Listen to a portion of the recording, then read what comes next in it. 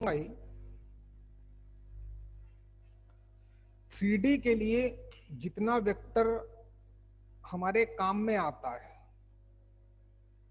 3D में जितना vector हमें इन्वॉल्व करना है उतना मैं आपको पढ़ाता हूं। सीखें वेक्टर क्या होता है, ये मैं जब वेक्टर पढ़ाऊंगा आपको तब आप सीखेंगे वहां से। तो सीख भाई, वेक्टर क्या होता है वो आप जानो, आपका काम जाने। जब पढ़ाऊंगा तब बताऊंगा। चलिए, तो 3D में हमारा कितना वेक्टर इन्वॉल्व होता है आप सीखो। कि अगर एक वेक्टर ए है और दूसरा वेक्टर बी है और ये दोनों वेक्टर कोलिनियर है, या इसको वो पैरेलल भी बोल सकता है। पैरेलल, तो हम इन दो वेक्टर्स को, मतलब किसी एक वेक्टर को any numerical value into second vector लिख सकते हैं। याद रखना,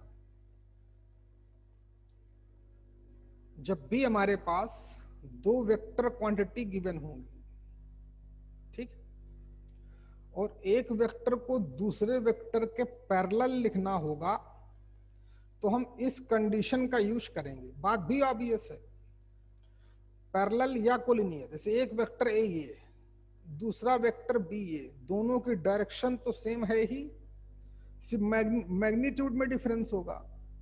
तो हम एक वेक्टर को एनी न्यूमेरिकल वैल्यू, जब तो आता, अभी तो आया था गाड़ी से यार, अभी तो आया था गाड़ी से।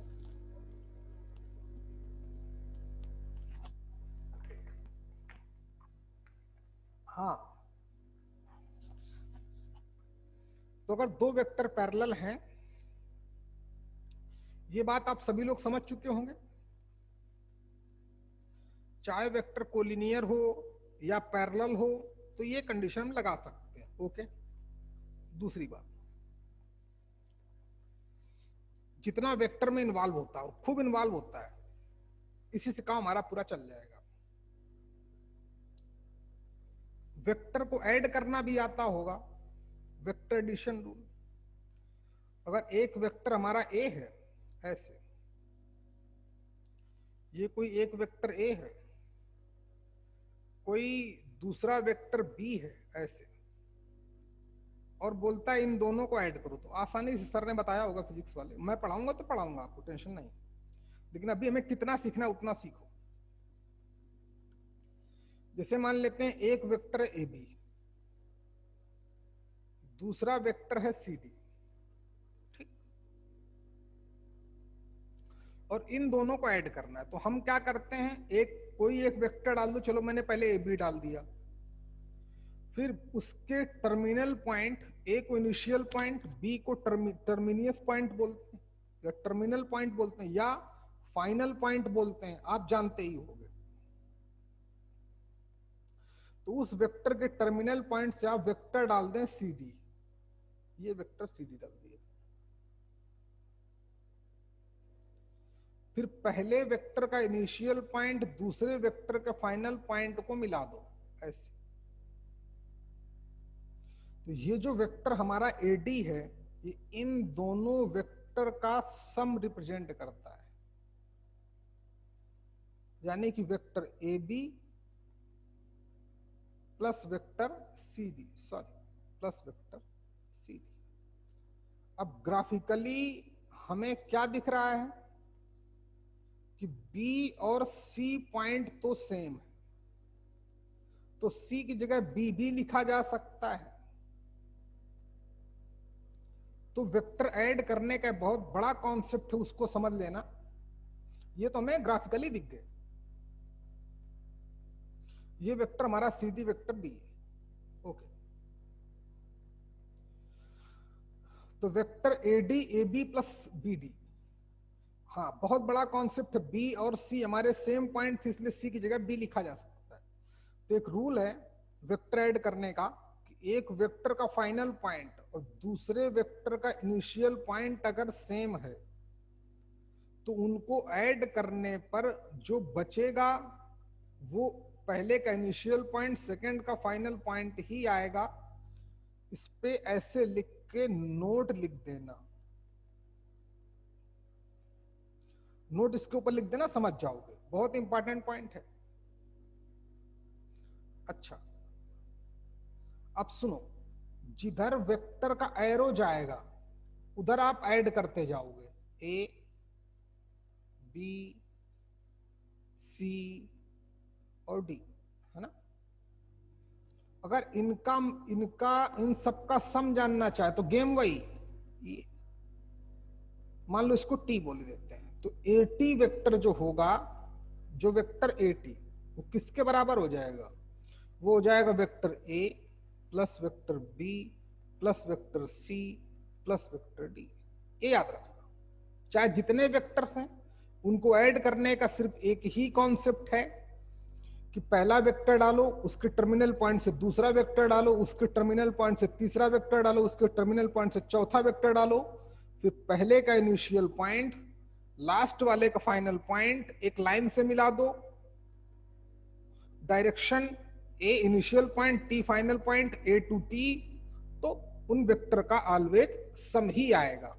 इसको हम लोग ट्रायंगुलर, है ना, ट्रायंगल रूल ऑफ एडिशन बोलते हैं, पढ़ाया गया होगा फिजिक्स में। ये अपना मेन कॉन्सेप्ट है, एक वेक्टर का अगर फाइनल पॉइंट दूसरे वेक्टर का इनिशियल पॉइंट सेम है तो उन दोनों को ऐड करने पर ऑलवेज वेक्टर पहले का इनिशियल सेकंड का फाइनल मिलेगा। जैसे हमसे कोई बोले vector A B plus vector B C plus vector C D, बगैर टेंशन लिए ऐड करना है, बी और बी सेम है तो इन दोनों का सम ए सी आएगा, ए सी प्लस सी डी इन दोनों का सेम है तो वेक्टर ए डी आ जाएगा। और अगर लिख देता प्लस वेक्टर डी ए तो A D plus vector D A add करता तो क्या मिलता, वेक्टर ए ए मिलता। वेक्टर ए ए को हम लोग जीरो वेक्टर बोलते हैं। वेक्टर ऐड करने का एक ही कॉन्सेप्ट है कि अगर अगर इस फॉर्म में गिवन हो, A B A C B D के फॉर्म में गिवन हो, तो एक वेक्टर का फाइनल पॉइंट दूसरे वेक्टर का इनिशियल पॉइंट अगर सेम है तो आप उनको ऐसे ही ऐड कर सकते हो। वो आप बाकी जब वेक्टर पढ़ाऊंगा तब बताऊंगा, इतना आपको पता चल गया होगा। चलिए, अगर दो वेक्टर पैरेलल हैं तो ऐसे हम पहले वेक्टर को या दूसरे वेक्टर को लैम्डा टाइम्स सेकंड वेक्टर के फॉर्म में लिख सकते हैं। क्यों लिखते हैं आपको जब पढ़ाया जाएगा तब बताया जाएगा, या हमारे वेक्टर के लेक्चर पढ़े होंगे हैं, मैं बताऊंगा कल आपको, कल आपसे बात करता हूं इस पे, आज पढ़ लो, कल भी नहीं पढ़ पाए थे हम लोग। चलिए, इसको कोई नोट करना चाहो तो बेटा नोट कर सकते हो, मैं एक बार फिर से लिखे देता हूं। चलो,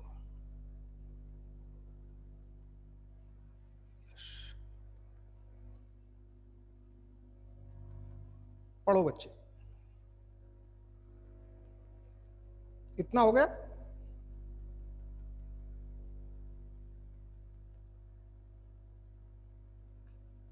आगे बढ़ते हैं,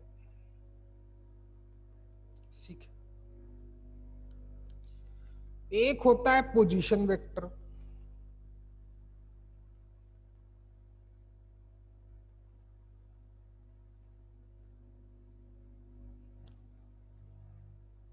पोजीशन वेक्टर। अच्छा, चलो पहले मैं बात करता हूं 2D की।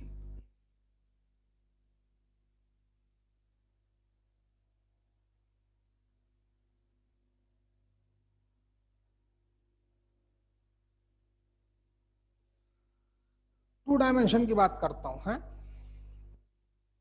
अगर हमारे पास एक कोई पॉइंट है P, मैं 2D की बात करता हूं,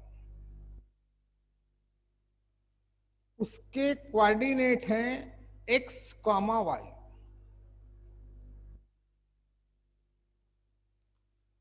2D की बात करता हूं पहले मैं, है। अगर 2D में कोई पॉइंट है, यानी कि प्लेन में, ये x एक्सिस है, ये वाई एक्सिस है। अगर इसको मैं ओरिजिन से मिला दूं तो ये ओपी एक वेक्टर वेक्टर की तरीके दिख रहा है, वो इसका इनिशियल पॉइंट, पी इसका फाइनल पॉइंट। तो जो वेक्टर ओपी को हम लोग बोलते हैं position vector of P with respect to O, ऐसे। अच्छा भाई, कुछ बातें और। आप सभी लोग जानते हो कि किसी वेक्टर का यूनिट वेक्टर कैसे निकालते हैं। उस वेक्टर में से उसके मैग्नीट्यूड को अगर हम डिवाइड कर देते हैं तो यूनिट वेक्टर मिल जाता है। शायद सभी लोग जानते हो, ये आपको पता होगा, क्योंकि मैं वेक्टर पढ़ा ही नहीं रहा हूं। मैं तो उतना ही पढ़ाऊंगा जितना आपके 3D में इन्वॉल्व होगा, और उतने से ही आपके जेई लेवल के क्वेश्चन भी हो जाएंगे, चाहे वेक्टर का हो चाहे 3D का हो। अच्छा, ये हम जानते हैं यूनिट वेक्टर को एक ऐप से डिनोट करते हैं। दूसरी बात, तो यहां से हम ये भी लिख सकते हैं कि A cap equal to vector A का मैग्नीट्यूड इनटू ए कैप। जहां पर मैग्नीट्यूड ऑफ ए को हम लोग मॉड्यूलस ऑफ ए भी बोल सकते हैं, या वेक्टर ए का मैग्नीट्यूड बोलते हैं, या मॉड्यूलस बोलते हैं, पता ही होगा। तो किसी वेक्टर को हम कैसे लिख सकते हैं, उस वेक्टर का मैग्नीट्यूड और उसका यूनिट वेक्टर। तो यूनिट वेक्टर एक्चुअली में अगर मेरी लैंग्वेज में समझो तो एक ये डायरेक्शन इंडिकेट करता है। डायरेक्शन ना बोल के डायरेक्शन वेक्टर भी बोल सकते हैं, ठीक। डायरेक्शन वेक्टर कैप जो है यूनिट वेक्टर एक्चुअली में किसी वेक्टर की डायरेक्शन वेक्टर की तरह एक्ट करता है। अच्छा, क्योंकि हमें तो पता ही है वेक्टर को रिप्रेजेंट करने के लिए सिर्फ दो ही चीजों की रिक्वायरमेंट बोलते हैं फिजिक्स वाले सर तो, एक तो उसका मैग्नीट्यूड और उसकी डायरेक्शन।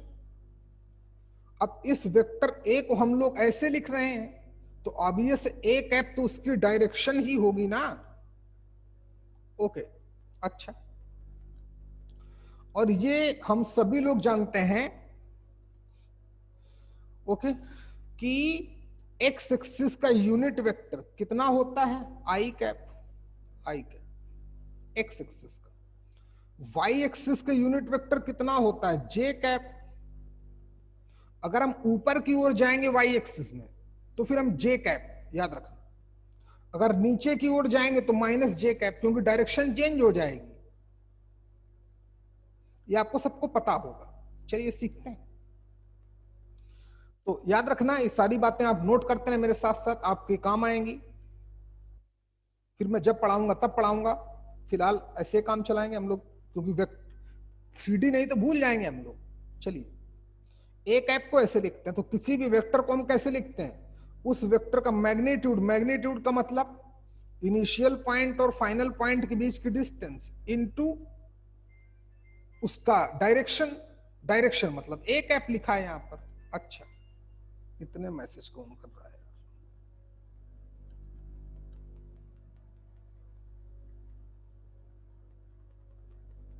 चलिए, तो इतनी बात समझ में आ गई होगी आप लोगों के। अच्छा, एक्स एक्सिस के यूनिट वेक्टर को आई कैप बोलते हैं, वाई एक्सिस के यूनिट वेक्टर को जे कैप बोलते हैं। चलिए, तो हमें अगर पी पॉइंट कोऑर्डिनेट प्लेन में गिवन है जिसके कोऑर्डिनेट एक्स कॉमा वाई है, तो ओपी वेक्टर कैसे निकालेंगे देखें। तो हमने इस पे परपेंडिकुलर ड्रॉप कर दिया। मान लेते हैं वो पड़ा पॉइंट एम पर, एक मिनट बेटा, हाँ, ये मान लेते हैं किस पॉइंट पे परपेंडिकुलर पड़ा, एम पॉइंट पर। अब वेक्टर एडिशन रूल क्या बोलता है, वेक्टर ओपी पता करना, तो क्या हम vector O M plus vector MP लिख सकते हैं? लिख सकते हैं। वेक्टर ओपी को हम लोग वेक्टर एडिशन रूल के according vector O M plus vector M P लिख सकते हैं? अभी यही बता रहा था, जरूर लिख सकते हैं। अच्छा, इस पॉइंट के कोऑर्डिनेट अगर गिवन है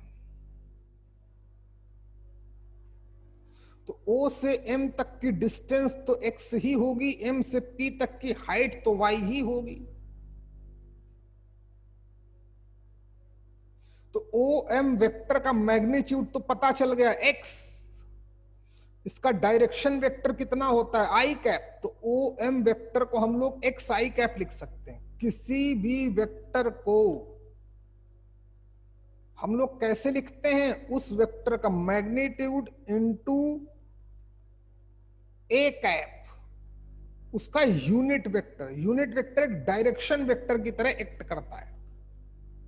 इस डायरेक्शन में जाओगे तो इस डायरेक्शन का यूनिट वेक्टर आई कैप बोला जाता है। अच्छा, तो ओ एम वेक्टर को एक्स आई कैप, और जो एमपी वेक्टर है ये हमारा वाई एक्सिस के पैरेलल है कि नहीं, और वाई एक्सिस का यूनिट वेक्टर कितना होता है? जे कैप, तो इसका भी जे कैप हो जाएगा यूनिट वेक्टर।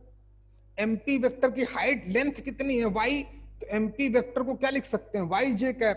तो वेक्टर एडिशन रूल के अकॉर्डिंग हम लोग इस ओपी वेक्टर को एक्स आई कैप प्लस वाई जे कैप लिख सकते हैं। यानी कि प्लेन में 2D कोऑर्डिनेट सिस्टम में अगर किसी पॉइंट का कोऑर्डिनेट कुछ भी गिवन है, 2,7, 9,8, 5,18, -9, -8, तो उस वेक्टर, तो उस पॉइंट का जो पोजीशन वेक्टर क्या होता है? ओरिजिन से उस पॉइंट को एक लाइन से मिला दो तो वेक्टर ओपी हो गया। और वेक्टर ओपी का क्या,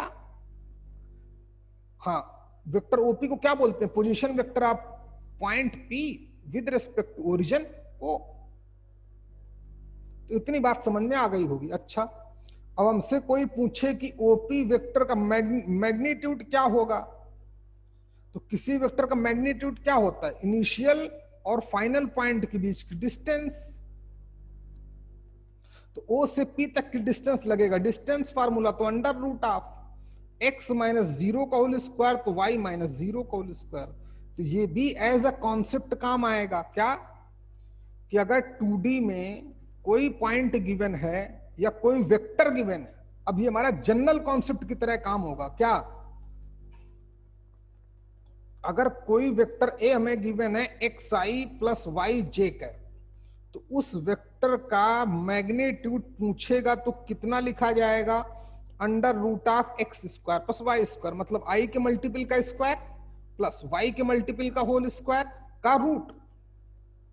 क्योंकि मैग्नीट्यूड किसी वेक्टर का क्या होता है? उसके इनिशियल और फाइनल पॉइंट के बीच की डिस्टेंस ही तो होती है ओपी। ओ से पी तो मतलब डिस्टेंस फार्मूला, गेम ओवर।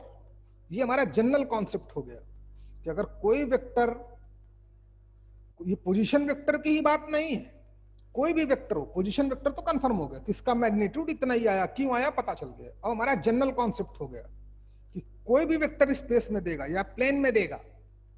अच्छा, अब बात करता हूं स्पेस की, आपने शायद नोट कर लिया होगा, आगे बढ़ता हूं, सीखें। स्पेस की बात करता हूं, 3D की।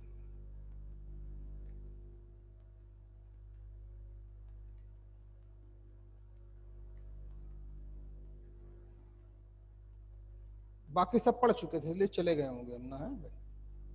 तुम लोग जितने उतने पढ़ते रहो, 5 लोग हो बहुत।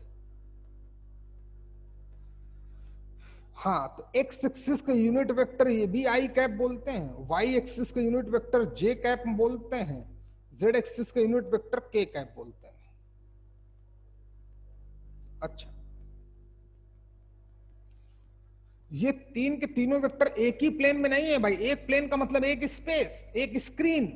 ये स्क्रीन अलग हो गई, ये स्क्रीन अलग हो गई, हमें 3 स्क्रीन यहां से दिख रही हैं। चलो छोड़ो, देखें आप, होती तो 8 है, आपको बताया जा चुका है। ऑक्टेंट बोलते हैं वो, 3D में मैंने पढ़ाया होगा, आपको पढ़ा होगा आपने। अच्छा, बात दूसरी चल रही तो उसी पे फोकस रखो। अगर स्पेस में किसी पॉइंट के कोऑर्डिनेट x, y, z है, तो फिर उस पॉइंट का पोजीशन वेक्टर अभी भी वही concept OP, vector OP. P point के कोऑर्डिनेट गिवन है तो वेक्टर ओपी क्या आ जाएगा, एक्स आई कैप, पता ही है कहां से आ जाएगा, प्लस वाई जे कैप प्लस जेड टाइम्स के कैप, जैसे 2D में बताया था। इस वेक्टर का अगर मैग्नीट्यूड जानना चाहता है तो आल्सो ओ से पी तक की डिस्टेंस, मतलब डिस्टेंस फार्मूला। तो अब ये हमारा as a general concept use होगा। जैसे हमसे कोई बोलता है कोई वेक्टर है हमारे पास पी, वो गिवन है 2i माइनस 2j प्लस के कैप, तो इस वेक्टर का मैग्नीट्यूड क्या बोलूंगा, तो अंडर रूट ऑफ आई का मल्टीपल का स्क्वायर मतलब 4, जे के मल्टीपल मतलब -2 का होल स्क्वायर 4, के के मल्टीपल का होल स्क्वायर यानी कि 1, 4 4 8 1 9, 9 का रूट 3, इस वेक्टर का मैग्नीट्यूड 3 आएगा। ये हमारा जनरल कॉन्सेप्ट की तरह काम करेगा। और देखो और कई सारी चीजें, ताकि मैं 3D से इन्वॉल्व कर सकूं। इसको हटाता हूं, सीखो बच्चे। अच्छा भाई, ओपी जो हमारी लाइन है, सॉरी ओपी जो हमारा वेक्टर है, ओपी क्या है, वेक्टर है। एक्चुअली में है तो ये लाइन सेगमेंट थी, एक लाइन ऐसे थी वो जा रही थी, तो उसी का तो लाइन सेगमेंट है ये वेक्टर। अच्छा, तो इन दो पॉइंट से पास आउट होने वाले लाइन के डीआरएस क्या होंगे, DRS of line joining 2 point already बता चुका हूं, क्या होते हैं, x2 minus x1, y2 minus y1, z2 minus z1, पता है ना, DRS of line joining 2 point. Okay बच्चे, और वेक्टर भी हमारा 2 ही पॉइंट से पास आउट होता है ना, तो अगर डीआरएस ऑफ वेक्टर ओपी जानना चाहता है, ये किसके इक्वल हो जाएगा, डीआरएस ऑफ लाइन ज्वाइनिंग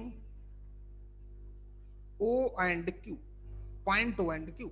अच्छा, तो वेक्टर OP के डीआरएस क्या हो जाएंगे, यानी कि x, y, z, यानी कि जो डीआरएस ऑफ वेक्टर OP होंगे वो क्या हो जाते हैं, is x, y, z। Please focus करना, बहुत बड़ा कॉन्सेप्ट है, रिलेट करा रहा हूं। अब वेक्टर तो हमारे पास ओपी इतना था, तो as a general concept count हो गए।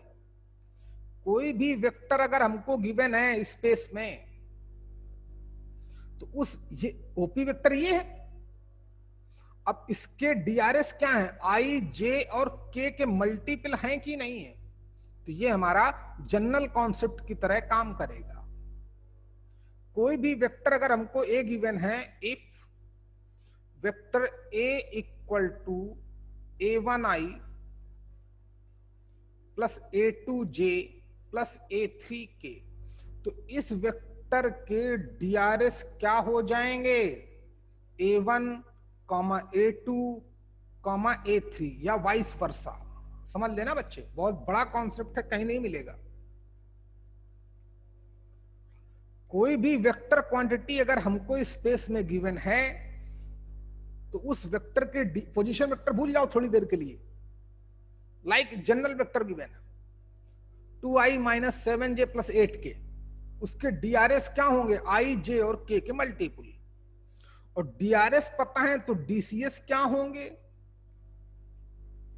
डीसीएस क्या होंगे, डीआरएस पता है तो डीसीएस कैसे निकालते हैं, L1 की L की वैल्यू कैसे निकलेगी, जल्दी बोल, a upon under root of a square plus b square plus c square. समझ में आया कि दोबारा समझाऊं, m1 कितना, m कितना आएगा, a2 अपॉन, गौर से देखना, अब इसी वैल्यू को हम लोग उस वेक्टर का मैग्नीट्यूड भी बोल सकते हैं, क्या नहीं बोल सकते क्या बच्चे, अगर वेक्टर ए हमारे पास गिवन है a1i plus a2j plus a3k, तो इस वेक्टर का मैग्नीट्यूड क्या होगा? Under root of a1 square plus a2 square plus a3 square. इस वेक्टर के डीआरएस क्या होंगे? आई जे और के के मल्टीपल, मतलब a1 a2 a3। बहुत इंपॉर्टेंट डिस्कशन चल रहा है। और हमें, क्योंकि लाइन ओपी का ही सेगमेंट है वेक्टर,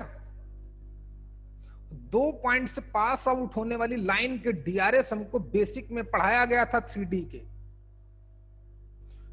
तो इससे हमने पोजीशन वेक्टर निकाला। अगर इसके कोई डीआरएस पूछता तो मैं एक्स वाई और जेड ही बोलता। तो मैंने बोला ऐसा जनरल कॉन्सेप्ट यूज किया जाएगा कि अगर हमारे पास कोई एक वेक्टर गिवन है a1i plus a2j plus a3k, तो उस वेक्टर का मैग्नीट्यूड क्या होगा? जो यहां दिख रहा है, आई जे और के के मल्टीपल के स्क्वायर का सम का रूट। तो ये हो गया।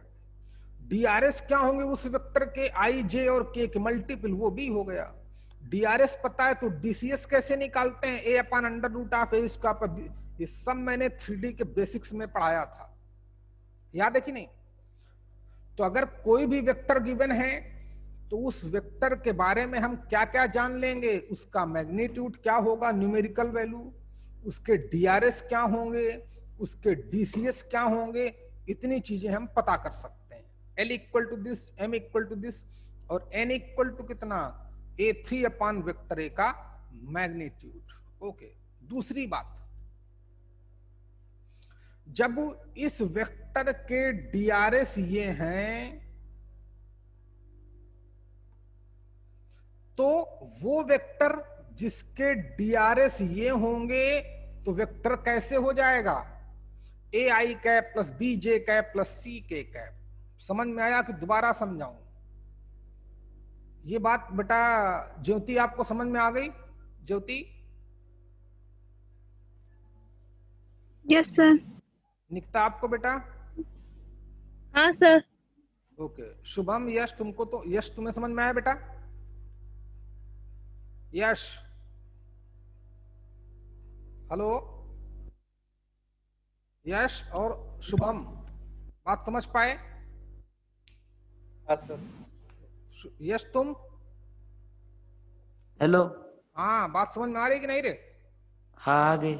हाँ, वाइस वर्सा। अगर किसी वेक्टर के बोलता है डीआरएस ए बी सी है तो फिर वो वेक्टर क्या होगा? कोई टेंशन नहीं, A i cap plus B j cap plus, ये किसी बुक में नहीं मिलेगा, याद रखना। समझ में आया कि नहीं? कहीं नहीं बताएगा, लेकिन हमें अपने आप दिख रहा है क्योंकि हमने 3D ऑलरेडी अच्छे से पढ़ी है। पी पॉइंट ये, तो इसका पोजीशन वेक्टर यही आएगा। ये मैंने 2D में एक्सप्लेन किया। क्यों आएगा? वेक्टर एडिशन रूल लगाया, साफ साफ दिख रहा है। किसी वेक्टर को कैसे लिखते हैं? उस वेक्टर का मैग्नीट्यूड इनटू उस वेक्टर का unit vector. Unit vector actually में डायरेक्शन का वेक्टर होता है। इस डायरेक्शन में जाओगे तो इस डायरेक्शन का वेक्टर इतना होगा, जितना मैग्नीट्यूड होगा उससे मल्टीप्लाई कर देना, गेम ओवर हो जाएगा। आप समझ चुके होंगे शायद। अच्छा, तो ये बात समझ में आ गई भाई। अब किसी वेक्टर, कोई वेक्टर क्वांटिटी गिवन है तो उसके डीआरएस निकाल लेंगे, उसका मैग्नीट्यूड पता कर लेंगे, उसका डीसीएस पता कर लेंगे। इतना बहुत है हमारे लिए। और देखते हैं। अच्छा, एक और इंपॉर्टेंट बात वेक्टर की लैंग्वेज में,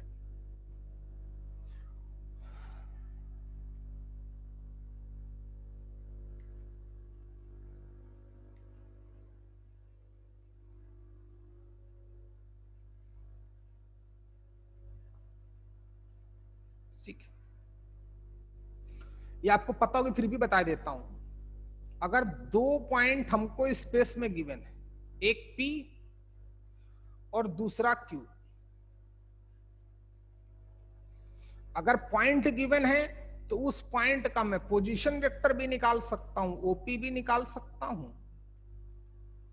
और OQ भी निकाल सकता हूं।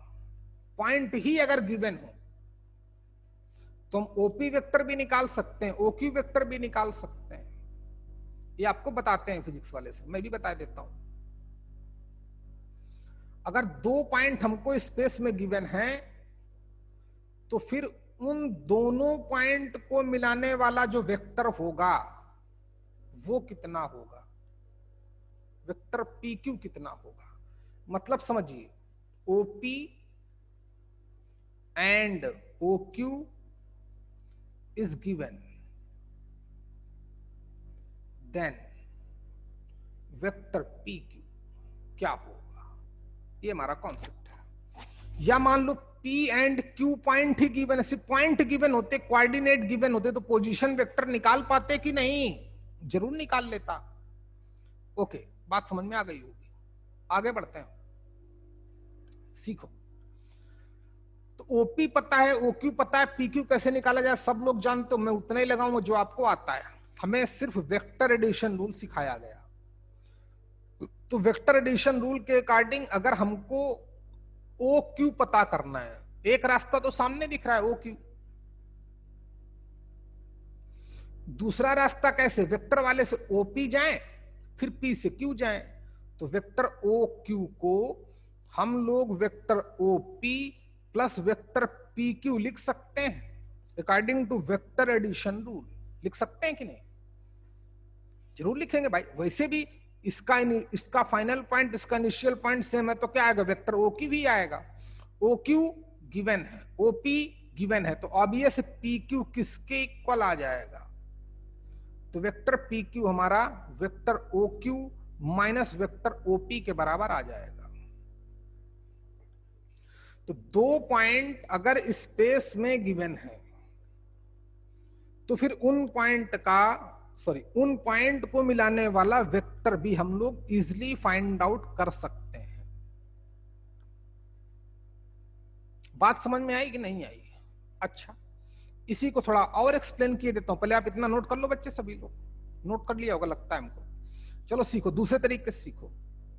अगर P पॉइंट के कोऑर्डिनेट, ये बहुत इंपॉर्टेंट है, मोस्ट इंपॉर्टेंट है, कई जगह यूज किया जाएगा नंबर ऑफ टाइम्स। ओके,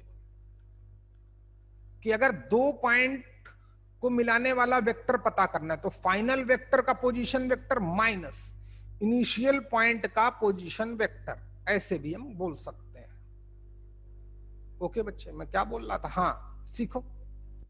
अगर मैं P पॉइंट के कोऑर्डिनेट x1, y1, z1 बोलता हूं, Q पॉइंट के कोऑर्डिनेट x2, y2, z2 बोलता हूं, तो गौर से देखना वेक्टर PQ कितना आएगा, वेक्टर OQ कितना हो जाएगा, x2y cap plus y2j cap plus z2k cap minus OP vector, हर एक माइनस हो जाएगा तो लिख देते हैं x1i cap plus, sorry plus नहीं माइनस हो जाएगा, माइनस का y1j कैप माइनस का z1k कैप। जरा मैथ से लगा दो,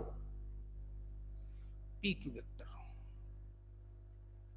equal to i cap common लिया तो कितना आया, x2 minus x1 plus j cap common लिया तो कितना आया, y2 minus y plus k cap common लिया तो कितना आया, z2 माइनस z1।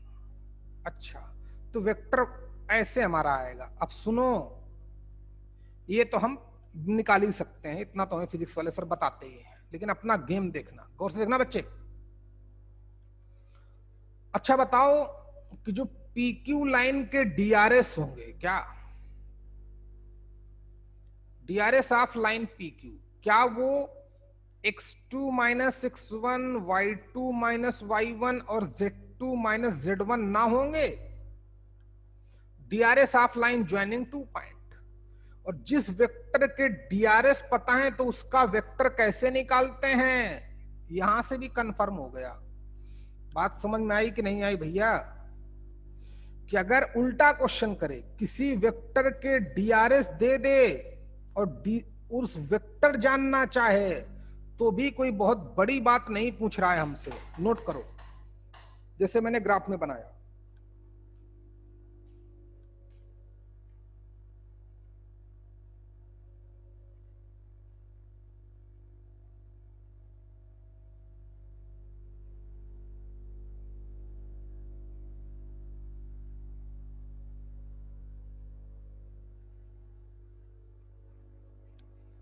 इतना हो गया बच्चे? चल और आगे देखें, सीखें। बस इतना हमारे में वेक्टर का बेसिक बहुत है, और सीखो, अभी काम नहीं चलेगा। फिर हमको डॉट प्रोडक्ट पढ़ाया गया होगा। क्या? Dot product.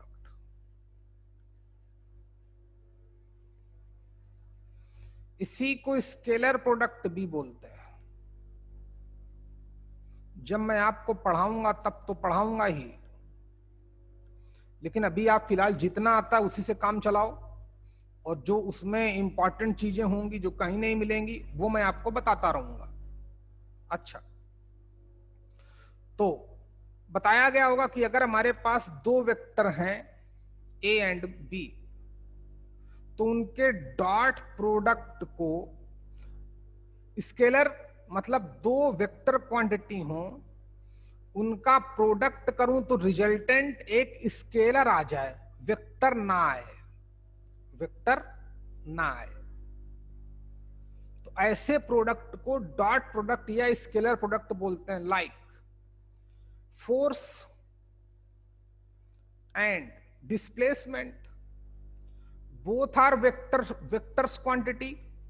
वेक्टर क्वांटिटी है कि नहीं? फोर्स भी एक निश्चित दिशा में लगाते हैं, और डिस्टेंस तो, डिस्प्लेसमेंट तो पता ही है, फिक्स डायरेक्शन में होती है डिस्प्लेसमेंट। जबकि वर्क क्या होता है? Force into displacement. पता ही होगा भाई, जैसे हमारे पास ये कोई हमारे पास एक बॉटल है, या कुछ भी मान लो हमारे पास थिंग है, सिलेंडर है, इस पे किसी ने फोर्स लगाया, इस पोजीशन से, पोजीशन ए से फोर्स लगाया, ये फोर्स लगा रहा है, इसको खिसका के इसने यहां तक पहुंचा दिया, ये इसकी पोजीशन हो गई बी। तो इनके बीच की डिस्टेंस डिस्प्लेसमेंट हो गया। फोर्स एफ लग रहा है, तो एफ डॉट डी वर्क बोलते हो कि नहीं? तो क्या वर्क हमारा वेक्टर क्वांटिटी है क्या? बिल्कुल नहीं है। इसलिए आप जानते ही होंगे, फिजिक्स वाले हमसे बेहतर बताते हैं इस मामले में तो, लेकिन जो हम बताते हैं वो कोई नहीं बताएगा बच्चे, याद रखना। हम तो तुमको पढ़ा नहीं रहे, हमको तुम उससे बता रहे हैं जो आपने पढ़ रखा है, उसी को एक्सप्लेन कर रहा हूं।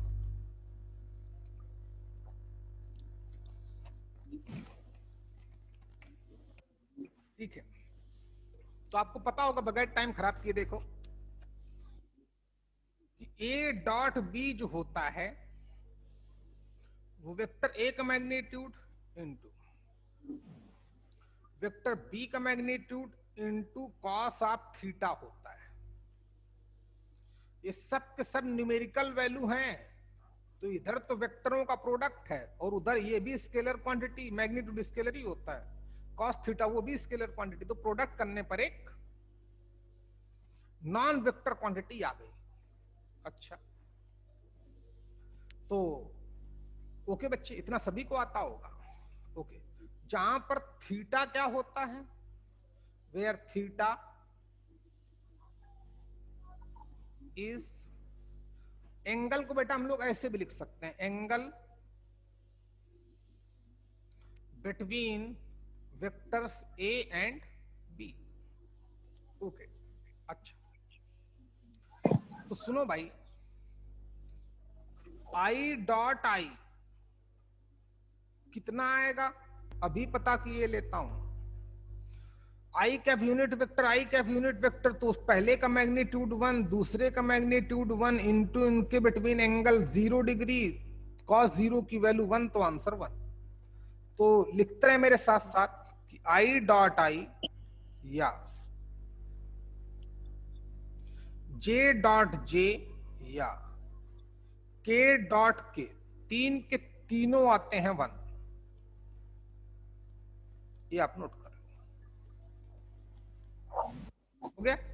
चलिए दूसरी बात, अगर आई डॉट जे करूंगा तो इसको भी देख लेते हैं। जे कैप का मतलब वाई एक्सिस का यूनिट वेक्टर, तो आई कैप, बेटा किसी का माइक ओपन, उसको बंद कर लो बच्चे। आई कैप और जे कैप एक एक्स एक्सिस का यूनिट वेक्टर है, एक वाई एक्सिस का यूनिट वेक्टर है, तो दोनों के बिटवीन एंगल हो जाएगा 90 डिग्री। पहले का मैग्नीट्यूड 1, दूसरे का मैग्नीट्यूड 1 इंटू कॉस 90 मतलब 0। तो हम ऐसा भी बोल सकते हैं कि आई डॉट जे करूं या जे डॉट के किया जाए या के डॉट आई किया जाए, इन सब की वैल्यू आती है 0। अच्छा, अगर मैं ए डॉट ए करूं तो पहले वेक्टर का मैग्नीट्यूड दूसरे वेक्टर सेम वेक्टर है, तो इनके बिटवीन एंगल 0 डिग्री, वो कॉस 0 की वैल्यू 1 हो जाएगी। तो प्लीज फोकस करना, बहुत बड़ा कॉन्सेप्ट आएगा जब क्वेश्चन करोगे एडवांस लेवल के वेक्टर के, तब वहां इन्वॉल्व होगा। क्या कि वेक्टर ए का मैग्नीट्यूड मतलब स्क्वायर इंटू कॉस 0 मतलब 1। ये मोस्ट इंपॉर्टेंट कॉन्सेप्ट है। अब बोलोगे कैसे सर, ये तुमको बहुत लोगों ने बताया है। समझ लेना भाई, किसी वेक्टर का मैग्नीट्यूड गिवन हो कभी भी या ना गिवन हो, उसके बारे में जानना चाहे या उससे रिलेटेड क्वेश्चन आ जाए और क्वेश्चन हमसे ना हो रहा हो, सिर्फ एक ही वेक्टर थोड़ी लिखेगा, वो लिख देगा vector A minus vector B plus vector C का मैग्नीट्यूड बताओ, और ए बी सी के बारे में इंफॉर्मेशन दे देगा, थोड़ी बहुत इंफॉर्म कर देगा, ए बी पर परपेंडिकुलर है, ए सी के पैरेलल है, ऐसा बता देगा। ठीक, ये सब यूनिट वेक्टर हैं।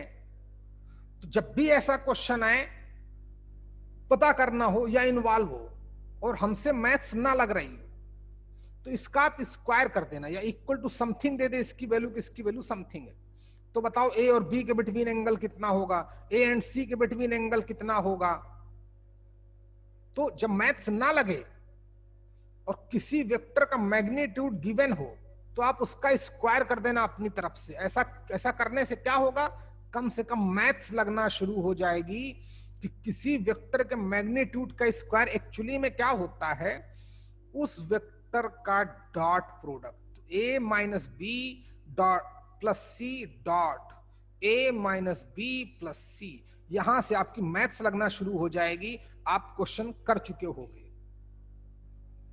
कभी भी किसी वेक्टर का मैग्नीट्यूड गिवन हो या रिलेटेड हो किसी क्वेश्चन में, और क्वेश्चन हमसे ना हो रहा हो, तो बिल्कुल याद रखना कि उसके मैग्नीट्यूड का स्क्वायर कर देना, लेफ्ट और राइट दोनों का। क्योंकि किसी वेक्टर के मैग्नीट्यूड का स्क्वायर को हम क्या लिख सकते हैं, उस वेक्टर का डॉट प्रोडक्ट। ओके, समझ गए हो? बाकी जब क्वेश्चन करोगे तब समझ में आएगा। सर इससे पीछे वाला पेज करिए। ओके बच्चे, करता हूं बेटा। अब अभी आए हो क्या? नो सर, उस टाइम नेटवर्क का इशू था।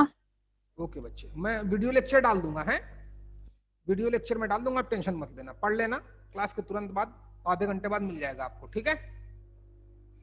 टेंशन मत लो बेटा, कोई बात नहीं। तो तभी समझ पाओगे बच्चे, हैं पेज लिखने से आप नहीं समझ पाओ, क्योंकि मैं बहुत समझ लिए सर, बस उस टाइम नोट नहीं कर पाए। चलो नोट करो दीदी, फिर जल्दी करो।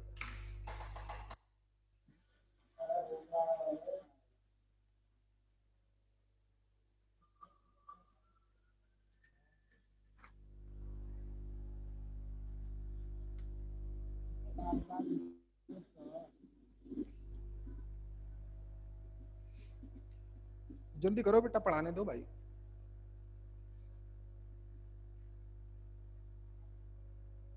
हो गया सर, थैंक यू। ओके बच्चे, देखें तो डॉट प्रोडक्ट ऐसा ऐसा होता है। अच्छा, अब दूसरी बात, कभी कभी हमको दे देगा कि ए डॉट बी 0 गिवन होगा, ए डॉट बी क्या गिवन होगा, 0। तो हम यहां से क्या क्या पता कर सकते हैं, कट करता हूं, अगले पेज में जाता हूं, है आप उसी सेम सीक्वेंस में लिखना कि अगर हमको कभी दे देगा कि ए डॉट बी 0 है, तो हम इसके क्या मायने निकालेंगे, कितना हम इसके बारे में जान सकते हैं। ओके, अच्छा भाई,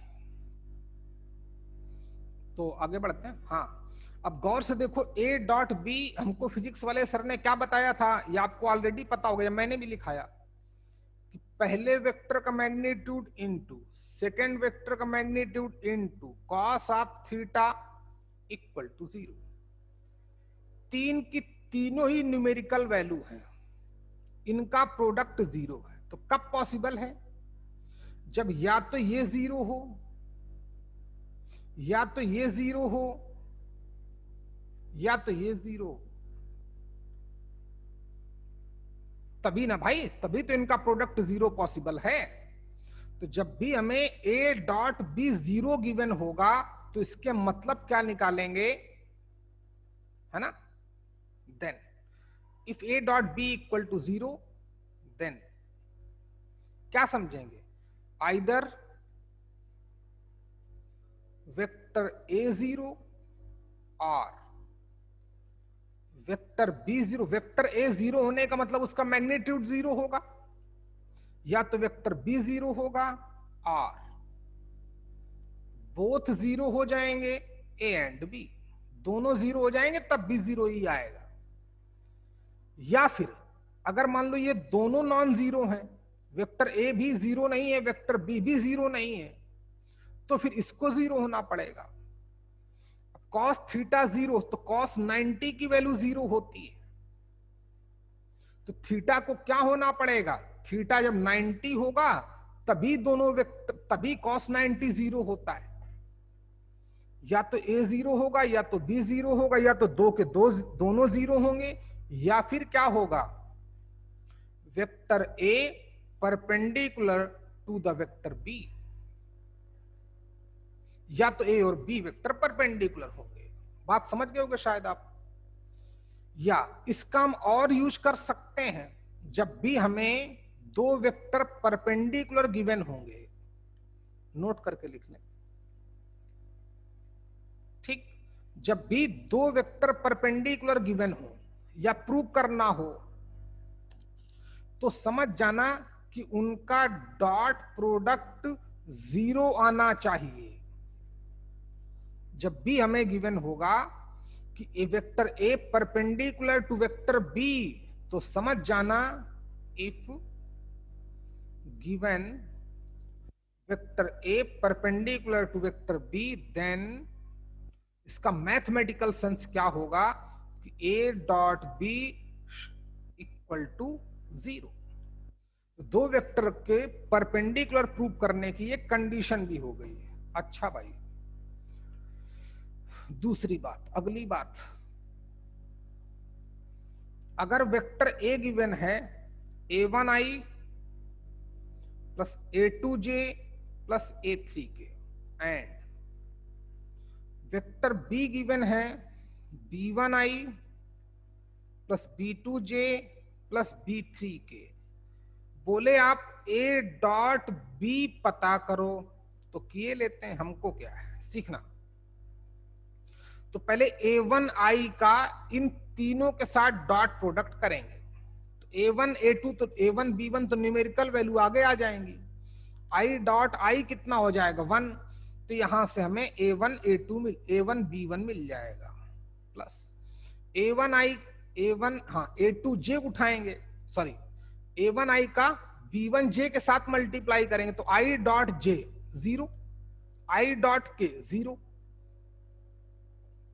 तो a1i का जब b के साथ डॉट प्रोडक्ट करेंगे तो हर एक सेगमेंट में करना पड़ेगा, तो i डॉट i पोर्शन वाला ही सेगमेंट आएगा, otherwise remaining both segment 0। a2j उठाया, a2j का मल्टी तो j डॉट i वो भी 0 आएगा, सेकेंड वाला सेगमेंट बस बचेगा, क्या बचेगा, a2 b2 j dot j 1 सब जानते हो, और यहां से कितना मिल जाएगा a3 b3, आप जानते होगे, फिजिक्स वाले सर ने बताया होगा, आप ऑलरेडी जानते होगे कि दो वेक्टर अगर गिवन है तो उनका डॉट प्रोडक्ट कैसे निकालेंगे, आपके सामने पड़ा है, आई आई वाला मल्टीपल जे जे वाला मल्टीपल के के वाला मल्टीपल, हो गया, नोट किया, आगे देखिए। अच्छा, अगर हमें एंगल बिटवीन टू वेक्टर निकालना है, क्या करना है,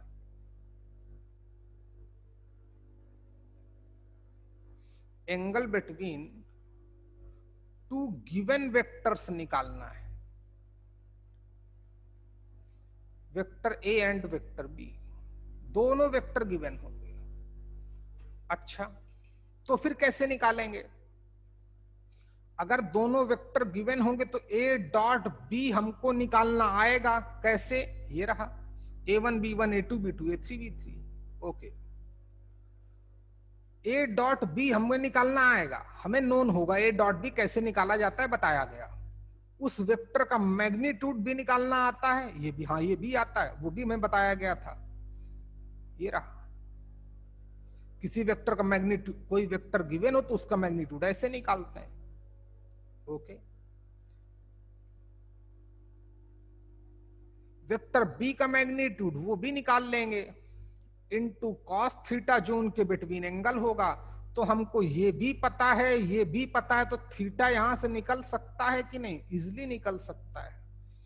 cos theta equal to A dot B upon vector A का मैग्नीट्यूड इनटू वेक्टर बी का मैग्नीट्यूड, यही हमारा आंसर आएगा।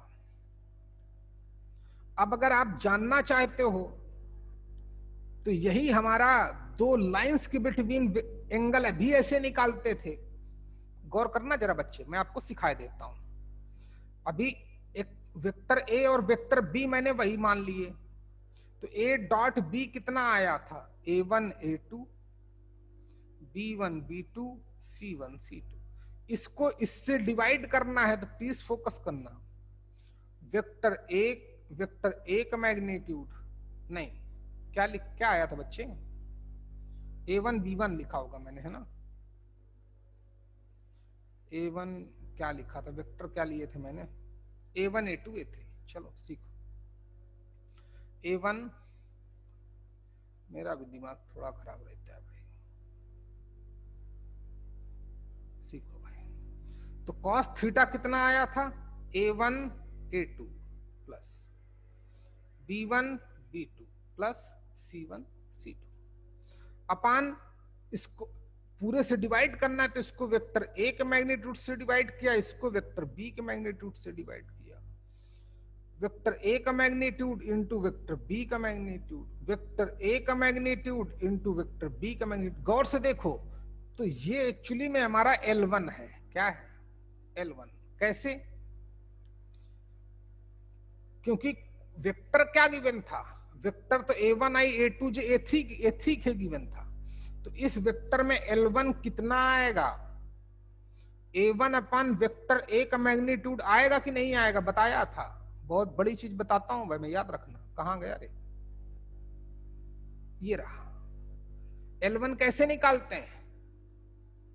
x का मल्टीपल अपान उस वेक्टर का मैग्नीट्यूड, याद करिए। क्लियर हुआ? m1 कितना आएगा? वो भी आ जाएगा a2 अपान वेक्टर a का मैग्नीट्यूड। सिमिलरली L2 क्या आ जाएगा? b1 अपान वेक्टर b का मैग्नीट्यूड। तो गौर से देखो, ये L1 लिखा है कि नहीं? ये L2 लिखा है कि नहीं? L1 L2, ये m1 लिखा है, ये m2 लिखा है, ये n1 लिखा है, ये n2 लिखा। Game over. चाहो तो इसका मॉड ले लेना, क्योंकि ए डॉट बी निगेटिव भी आ सकता है, पॉजिटिव भी आ सकता है। दो वेक्टर अगर हिट करेंगे, इंटरसेप्ट करेंगे, तो दो एंगल बनते हैं, इंटरनल एंगल और external angle.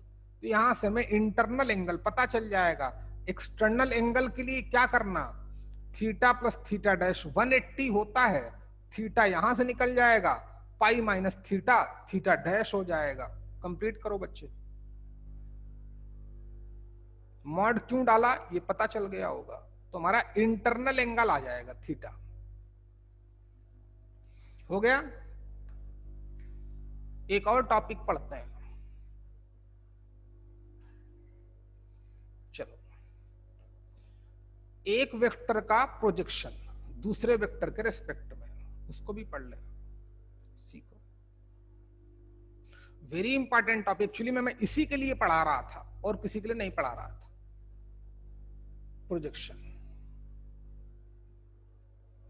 Projection of vector A on vector B. किसी एक वेक्टर का प्रोजेक्शन किसी दूसरे वेक्टर पे। देखें भाई, कहां से आया, कैसे आया, सीख ले।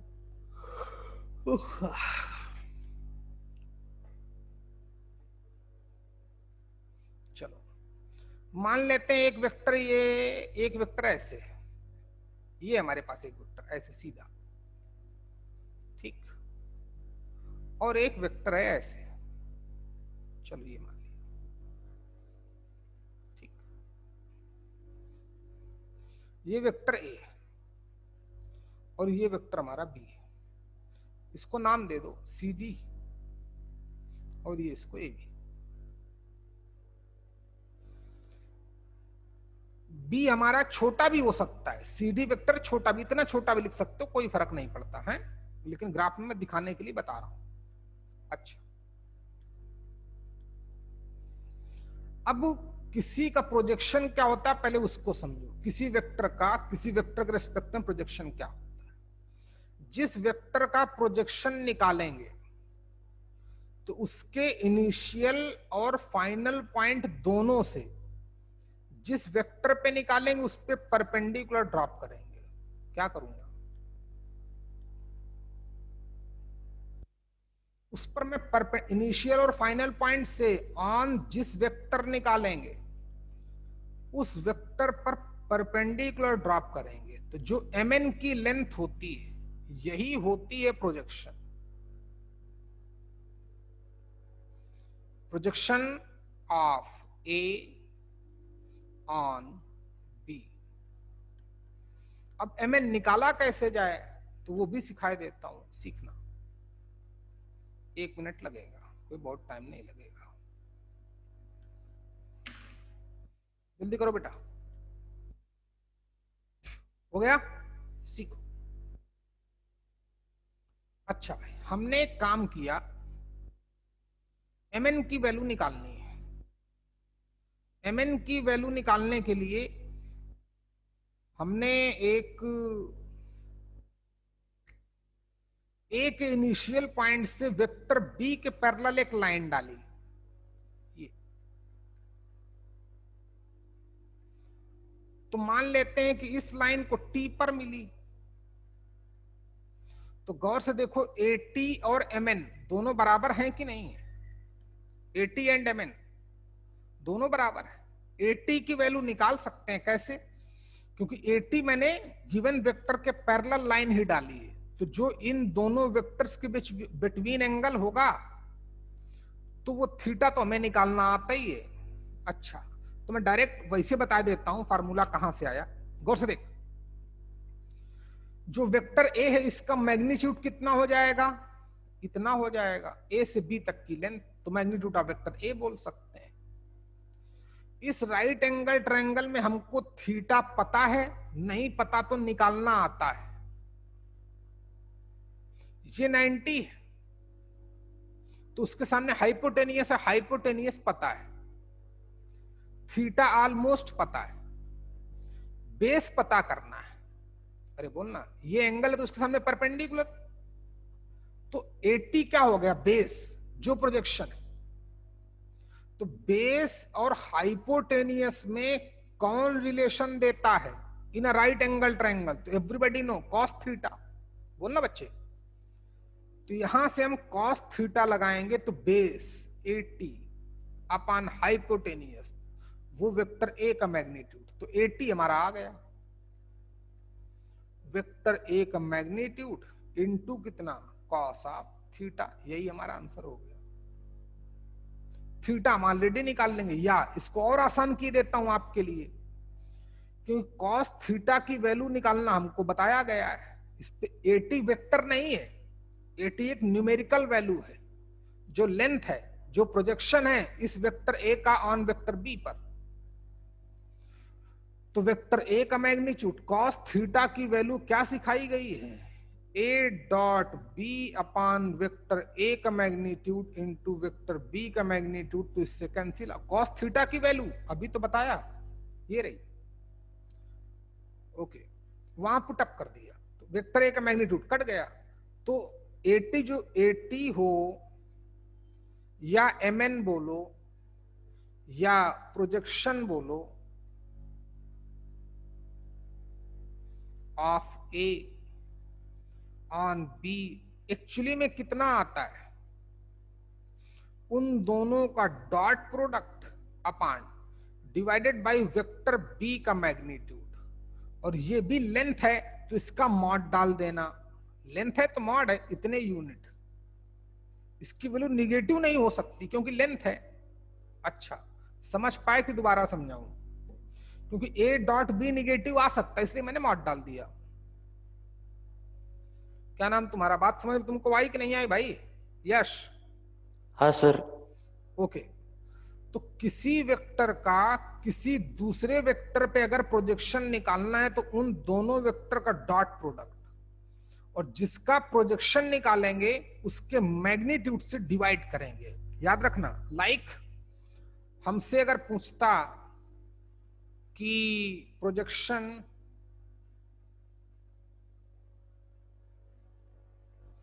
ऑफ बी ऑन ए, जिसके रेस्पेक्ट में पूछेगा तो उन दोनों वेक्टर का dot product upon divided bye किसके रेस्पेक्ट में, एक रेस्पेक्ट में, तो उस वेक्टर के मैग्नीट्यूड से डिवाइड कर दूंगा और मॉड लूंगा क्योंकि कहीं निगेटिव ना आ जाए। इतने यूनिट कंप्लीट करो, नोट करो भाई। और पढ़ाऊं कि हो गया भाई? हैं? बोलो, और पढ़ाऊं कि हो गया? मैं वेक्टर के लिए वेक्टर नहीं पढ़ा रहा हूं, 3D में जितना वेक्टर हमारा लगेगा मैं वो बता रहा हूं। ऑलमोस्ट पूरा ही लगता है लेकिन फिर भी कुछ चीजें तो बच गई ना। नोट करो बेटा।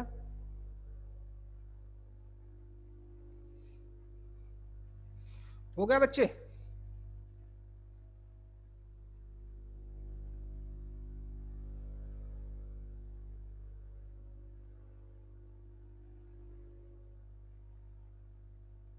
हो गया तो बोलो भाई, और पढ़ाऊं कि रहने दूं? क्रॉस प्रोडक्ट और बचा है, बोलोगे तो वेक्टर ट्रिपल प्रोडक्ट भी पढ़ा दूंगा, पूरा वेक्टर तुम्हारा खत्म ही हो जाएगा। रहेगी बच्चे की बात क्वेश्चन की, तो क्वेश्चन बताने के लिए एक लेक्चर तुमको और देना पड़ेगा, फिर कोई भी आईटी क्वेश्चन हो सब कर लोगे, इतने से ही हो जाएगा। क्योंकि टीचर को पता होता है ना भाई कैसे घुमाना है, कैसे चीजें लगाता है। चलो आज के लिए मैं भी लगता है इतना बहुत है, पूरा पढ़ेंगे आप हैं। चलिए कल मिलते हैं, क्लास ओवर, गुड नाइट। चलो